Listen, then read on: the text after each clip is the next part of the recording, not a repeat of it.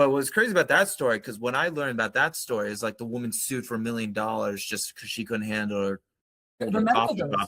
But that was a misconception. She just wanted them to cover her medical payments. Yeah, And then exactly. the coffee shouldn't have been that hot in the first place. It just accidentally spilled, and it like gave her like severe burns. Yeah, she had, I think it was And second there or was third like degree. cases before that. Yes. Yeah. I was definitely thought like, I did think it was like, oh, Mhm. this person just is suing for a ridiculous reason, but really it was just like this lady just happened, like the coffee just spilled on her lap and Yeah. burns. Oh yeah, no, I was swept She into just it. wanted like $200,000, but then it Yeah. just turned into a different kind of lawsuit where like now they failed to pay her. Now they're gonna charge them for $1 million, and they settled with that. But then it turned into this media frenzy where people turned the narrative that like she was the one that was just being greedy and like Oh yeah. being Well, fair. that was McDonald's, right? Like, Yeah. so they led a smear campaign because I mean, what happened was because this one I actually deep dived into because I at the time 100% was like, wow, this stupid lady, like, of course coffee's hot, right? Like, you're in your car and you burn yourself, right? And I feel terrible for that process now, thought process now, because I looked back into it and she was so injured, she needed reconstructive surgery, Yeah. like all basically below the waist there. She had second, third degree burns on her legs. And she was actually just sitting in her parked car in the parking lot with the coffee there, like between her legs while she was putting her breakfast on the seat. And the lid popped off and it spilled everywhere. And apparently, before that, McDonald's had, I think, something like 700 different complaints about the coffee being brewed way too hot and that people were constantly burning themselves, their lips, their tongue, etc. And then when she tried to ask them to cover her medical bills because she was an old lady and she didn't have a lot of money. They basically told her no, so she sued just to cover the cost of the medical bills, and it started picking up wind in the news. So McDonald's flipped the narrative and basically just started making her out to be this stupid old lady who like burned herself on coffee because of course coffee's hot, and everyone just kind of bought into it.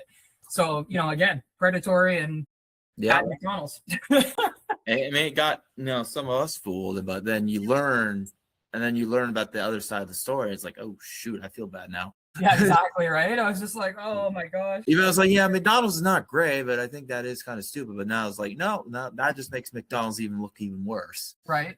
Well, and it was the same thing too. I'm sure you probably heard the lawsuits where the kids were getting fat, right? Like, and they were saying, oh, McDonald's is making people fat because their food's unhealthy and all that jazz. And people were like, well, you're the one eating it, right? So like this is your fault. But it came down to it that this was all they could afford. And McDonald's wasn't using the best quality products for their foods. So, extra preservatives and all these extra, I hesitate to use chemicals, but like it was all these extra additives that basically made the food unhealthy, right? Like, I mean, everything was processed to such an extent that it was barely chicken anymore. It was barely beef anymore. It was barely bread. It was barely this. There was so much sugar added into everything so that people were like, more are craving it more, that there's actually something to be said here that it's cheap, it's accessible, and everybody wants it because they're like their bodies are literally craving it because of how much sugar and preservatives and additives there are in there, which is what ended up leading to them, I think, eventually going on that 100% beef campaign.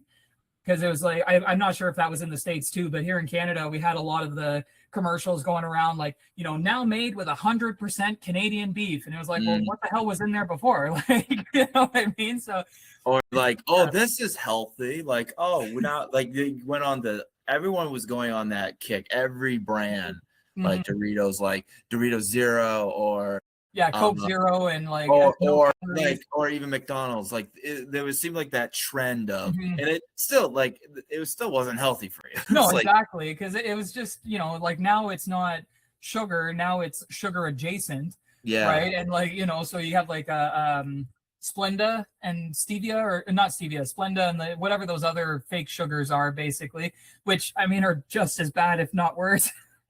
But like now you get people going, oh well, we don't use sugar. So it's all trickery. It's all just trying to get whatever the bottom line is. So it's 6 to 1, half a dozen to the other, I guess.